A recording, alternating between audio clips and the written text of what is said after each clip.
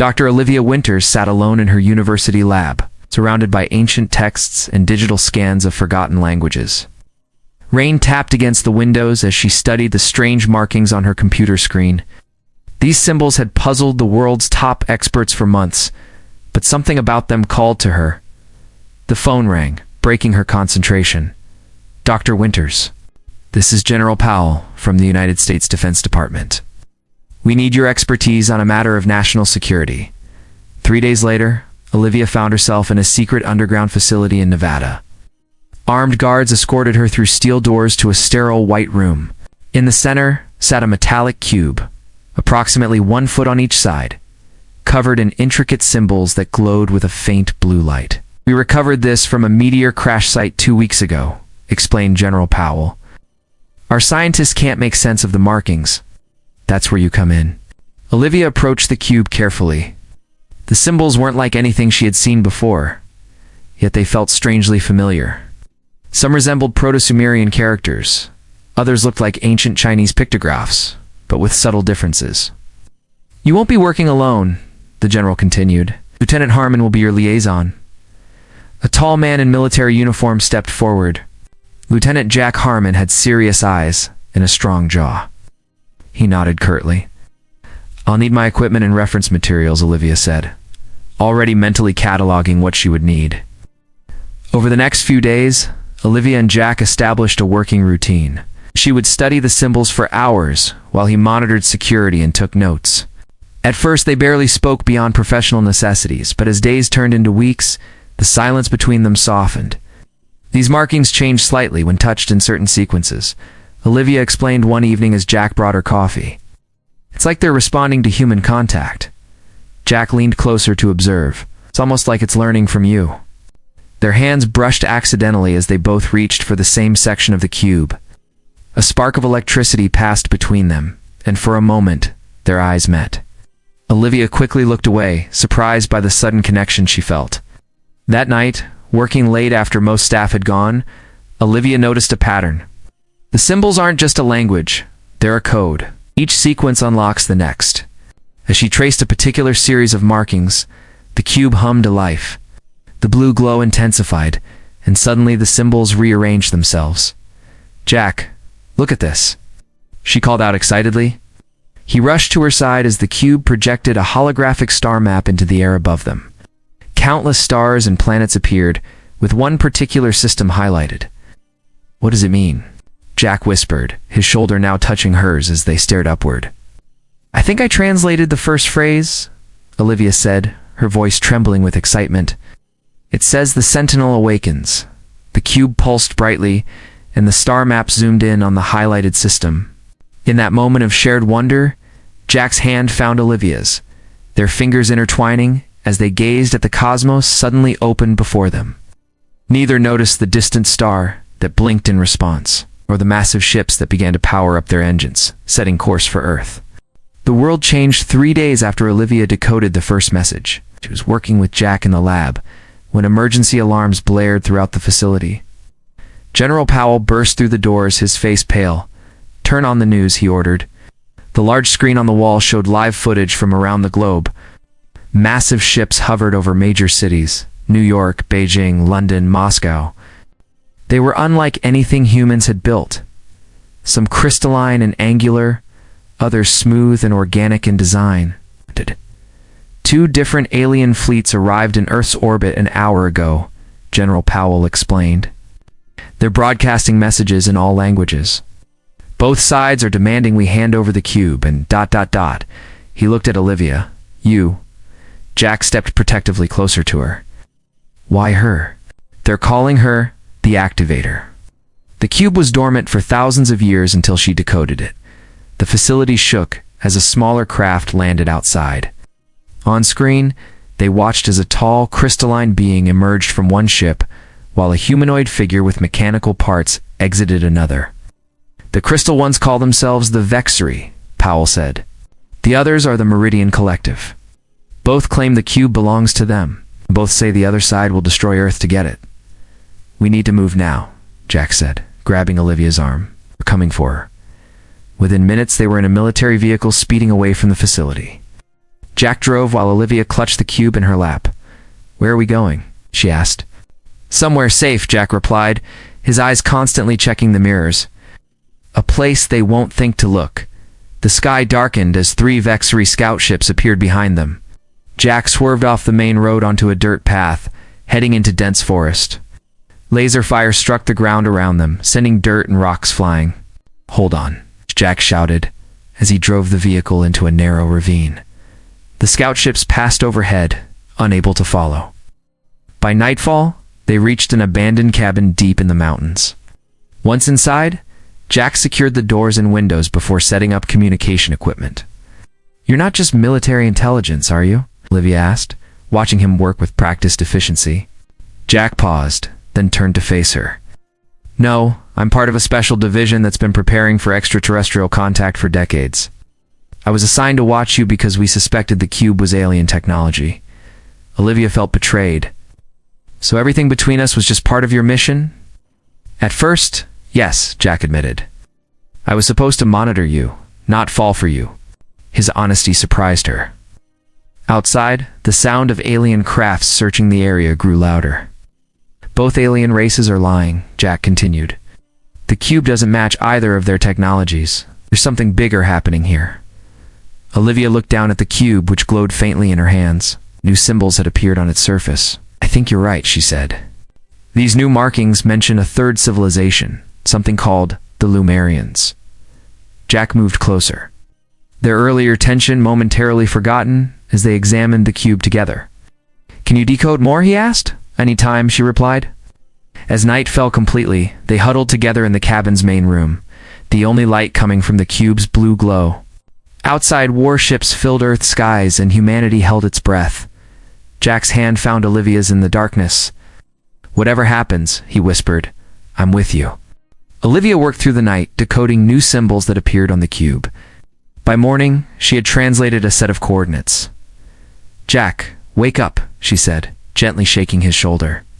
"The cube is showing us where to go." Jack studied the coordinates she had written down. "Jordan. What's in Jordan?" But the message mentioned something buried beneath the sand for thousands of years. Getting to Jordan seemed impossible with alien fleets controlling the skies, but Jack had connections. A secret military transport took them to a small airfield where a cargo plane waited.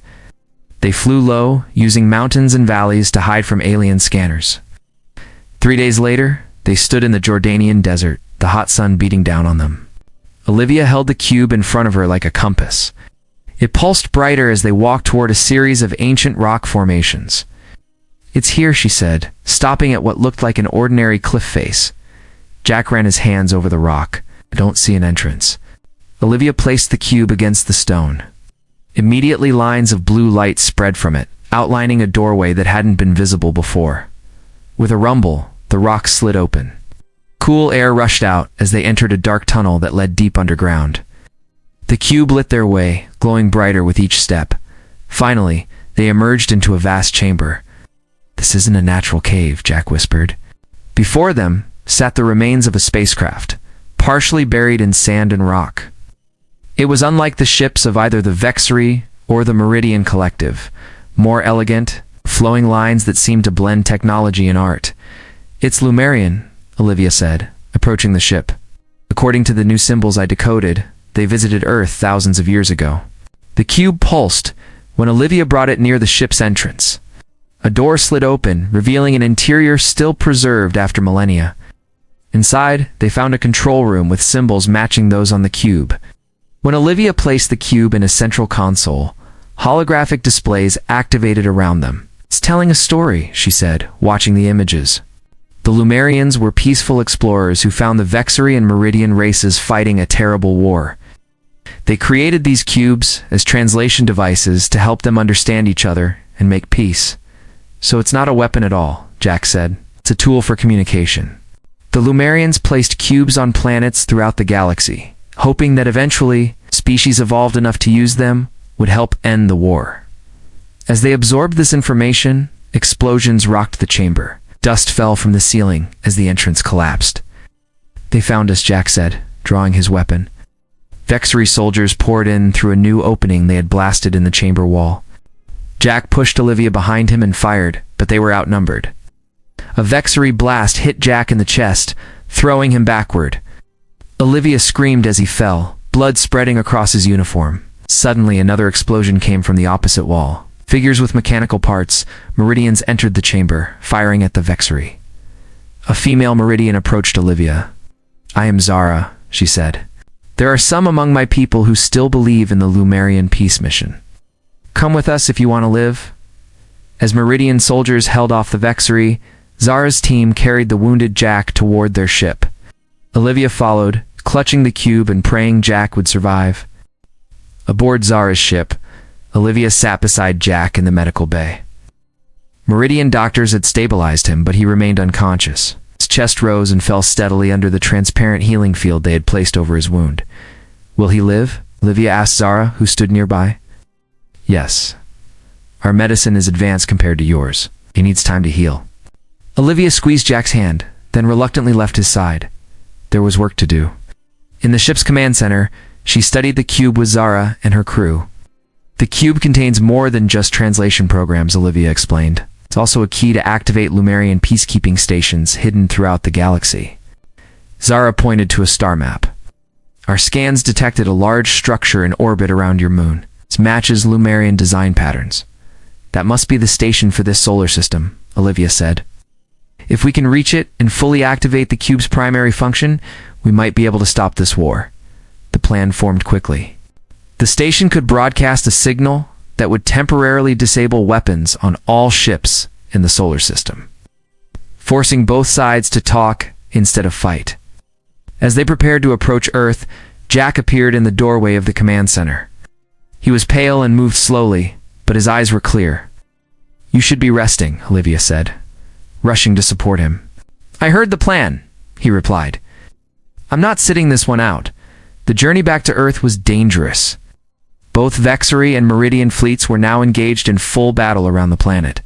Explosions lit up space as ships fired on each other. Earth's military forces tried to defend their world, but their weapons were no match for alien technology. "We need to reach that station," Zara said, pointing to a large structure now visible near the moon. It had been dormant for so long that humans had never noticed it. Their ship took heavy fire as they approached. Direct hit damaged their engines, sending them spinning toward the station. "Brace for impact," Zara shouted. The crash landing tore open the ship's hull. Warning alarms blared as air began to escape. "We need to reach the control center," Olivia said, helping Jack to his feet. "The cube will know what to do." They put on emergency breathing masks and made their way through the damaged ship. Outside, they faced the vacuum of space and a short but dangerous journey across the station's surface to reach an airlock. Once inside the station, they encountered Vexery soldiers who had boarded from another entrance. Jack, despite his injury, fought alongside Zara's troops to clear a path to the control center.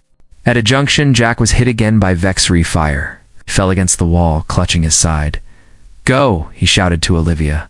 "I'll hold them off." Olivia hesitated, torn between helping him and completing their mission. "The whole planet depends on you," Jack said. "I'll be right behind you." With tears in her eyes, Olivia ran toward the control center with the cube. Inside, she found an ancient console similar to the one in the buried ship. She placed the cube in the central slot. The station hummed to life around her. Displays activated, showing the battle raging outside. Olivia worked quickly, following the instructions the cube projected. Behind her, she heard weapons fire getting closer. Then Jack's voice called out in pain. She turned to see him fall in the doorway, hit again by Vexery weapons. "Finish it," he called, his voice weak but determined. With shaking hands, Olivia completed the final sequence. The station pulsed with energy, and across the solar system, weapons fell silent. 1 year had passed since the day Olivia activated the Lumerian station. She stood on a balcony overlooking the red landscape of Mars, now dotted with the first human and alien buildings. The planet had been chosen as neutral ground for the peace talks. Behind her, the doors opened. Jack walked out to join her, moving with only a slight limp from his injuries. The scars on his face had faded, but would never completely disappear. "The delegates are ready for you," he said, Olivia nodded and took a deep breath. Inside the main hall of the newly built Peace Center, representatives from 27 different civilizations waited. Some were Vexari, their crystal bodies catching the light. Others were Meridians, with their blend of organic and mechanical parts. Humans sat among them, no longer the most advanced species in the room, but equal partners in the discussions. Olivia walked to the center of the hall. The cube, now permanently activated, sat on a pedestal beside her. It projected her words in all languages as she spoke. 1 year ago, we stood on the brink of destruction, she began. A war that had raged for thousands of years nearly consumed Earth as well. But the wisdom of the Lumerians gave us another path. The cube had revealed the full history of the conflict. The Vexurian Meridians had forgotten the original reason for their war centuries ago. They fought because they had always fought, because they no longer knew how to understand each other. The cube was never a weapon, Olivia continued. It was a bridge between different minds, different hearts. The Lumerians believed that understanding was the key to peace. After the weapons had been disabled that day on the station, Olivia had broadcast the Lumerian message across the galaxy.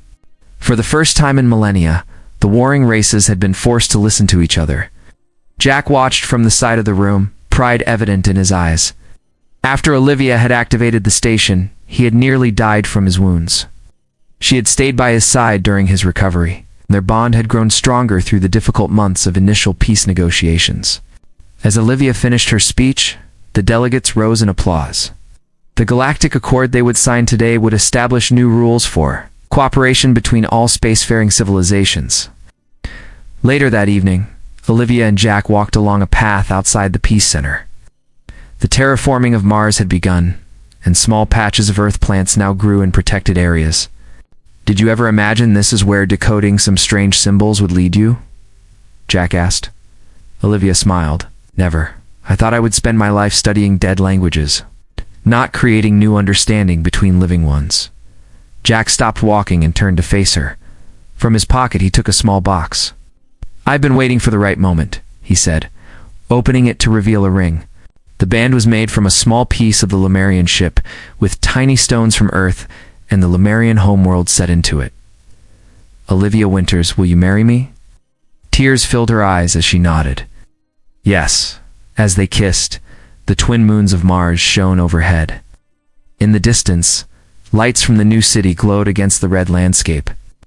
Ships from different worlds moved peacefully in the sky above. The war that had raged for thousands of years was over. A new age of understanding had begun. For Olivia and Jack, their greatest adventure was just beginning.